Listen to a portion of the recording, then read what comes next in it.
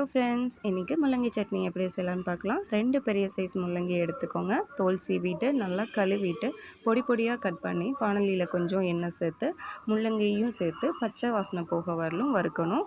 முள்ளங்கியில் இருக்கிற தண்ணி எல்லாமே நல்லா ட்ரை ஆயிரும்.